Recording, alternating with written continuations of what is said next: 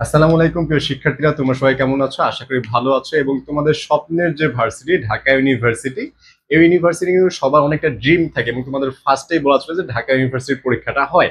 যার কারণে তুমি যদি এই পরীক্ষায় বসতে চাও, তোমার কি কি জানতে হবে সেই বিষয়গুলো আমরা পরে আজকে কথা বলবো এবং তোমার কি কি অ্যাবিলিটি থাকলে তুমি এই পরীক্ষায় বসতে পারবে সেই বিষয়টি আমরা জেনে নিব এবং সকল বিভাগের শিক্ষার্থীর যে বৈশিষ্ট্যগুলো রয়েছে সেগুলো আমরা জানবো। দেখো, যে আমরা প্রথমে যদি দেখি ঢাবিতে আসলে সিট রয়েছে কতটি, তোমার এ বি সি এবং চারুকলা যে ইউনিট রয়েছে সবগুলো নিয়ে তোমার সিট রয়েছে 6035টি।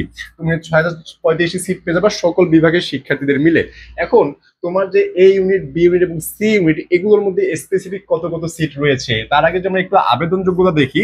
দেখো, ভর্তি আবেদন যোগ্যতা তোমার এসএসসি 2020 থেকে 23, অর্থাৎ তোমার যদি 2020 সাল এসএসসি হয় অথবা 21 অথবা 22 অথবা 23, যে কোনো একটা যদি হয় তুমি অ্যাপ্লাই করতে পারবে, কিন্তু তোমার এইচএসসি হতে হবে 2025।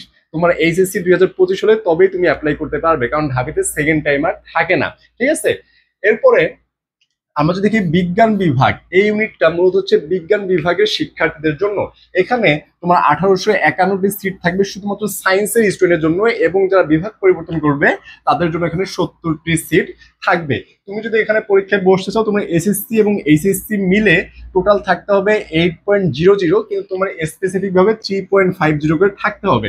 এবং কথা হলো 3.50 করে যেন যোগ করে এখানে হয় 7.00, অর্থাৎ তোমার 3.50 আপ থাকতে হবে, তোমার 4 বা 5 এরকম থাকতে হবে।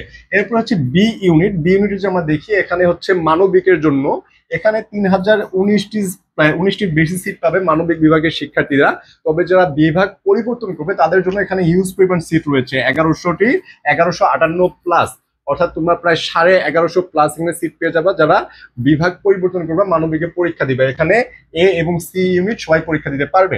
এখানে এসএসসি এবং এইচএসসি 3.00 করে টোটাল থাকতে হবে 7.50, তবে তুমি পরীক্ষায় বসতে পারবে। এবং সি ইউনিট, সি ইউনিট হচ্ছে মূলত বাণিজ্য বিভাগের স্টুডেন্টের জন্য, যারা বাণিজ্য বিভাগে আছো তাদের জন্য ইউনিট। এখানে তোমার বাণিজ্য বিভাগের স্টুডেন্ট 1035 প্লাস সিট পেয়ে যাবে, 1035, প্রায় 1050-এর কাছাকাছি। এবং যারা বিভাগ পরিবর্তন করবে তাদের জন্য 105টি সিট এখানে রয়েছে।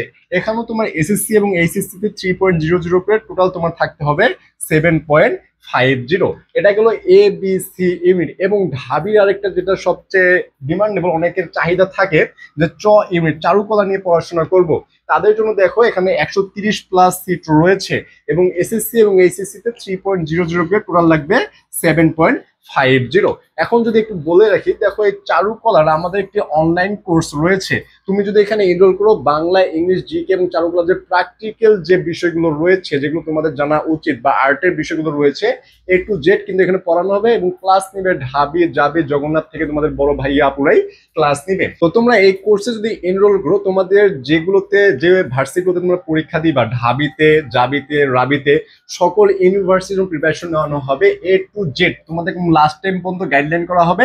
এটার প্রাইস হচ্ছে 5000 টাকা, তবে তোমার ডিসকাউন্টে মাত্র 2500 টাকায় ভর্তি হতে পারবে। ভর্তি হবে কিভাবে?